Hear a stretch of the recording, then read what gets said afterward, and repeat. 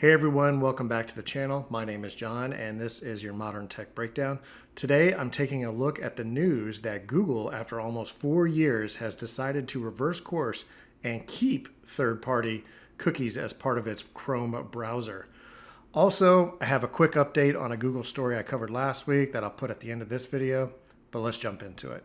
Here we have a very short article from the German outfit Deutsche Welle. They report, after years of plans for a phase-out, Google announced it is planning to keep user tracking cookies deployed to its Chrome internet browser.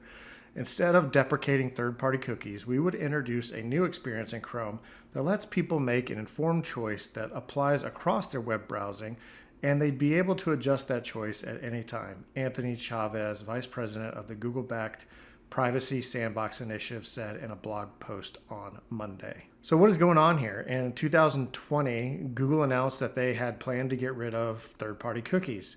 This was seemingly a move to appease privacy advocates such as the Electronic Frontier Foundation, among others. However, the advertising industry quickly realized that this would be a self-serving move by Google and that Google would be in a very privileged position to provide personalized ads in a world without third-party cookies.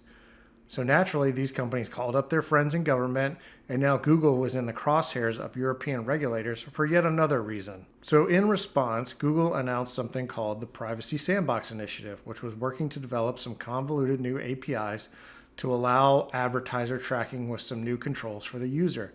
Here's a quick clip of Google explaining their scheme. The Privacy Sandbox technologies will offer sites and apps alternative ways to show you personalized ads, while keeping your personal information more private and minimizing how much data is collected about you. You will also have more control of how your data is used in the ads you see, and ultimately be protected from tracking you aren't aware of. This is an open source initiative developed in close collaboration with web and mobile app developers. Honestly, I don't think Google is going to be all that successful with this effort, as I don't see the other major browsers being all that keen to implement this API. And I don't see web technology standardization bodies being all that interested in including this type of API into their standard. So to me, I think the Privacy Sandbox was always doomed to fail. As a result of all this, it seems like Google has capitulated to regulators and is giving up on third-party cookies. All this is interesting because it only affects Chrome browser users. Safari and Firefox have been blocking third-party cookies for quite some time. So there you have it. Third-party cookies aren't dead yet.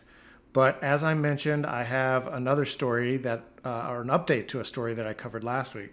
It seems that the talks for Google to purchase the security firm Wiz have fallen apart. The timing is interesting, as I wonder if the leak of the story from a week ago was just a trial balloon to see how the market would react to such a large purchase by Google. Perhaps they didn't get the reaction they were hoping for. Perhaps they saw a reaction from regulators. Not really sure. But in any case, it seems like Wiz will press on, and we'll look for an IPO in the next few years. And with that, I'll end today's video. As always, thanks for watching. Please like, comment, and subscribe, and I will catch you next time.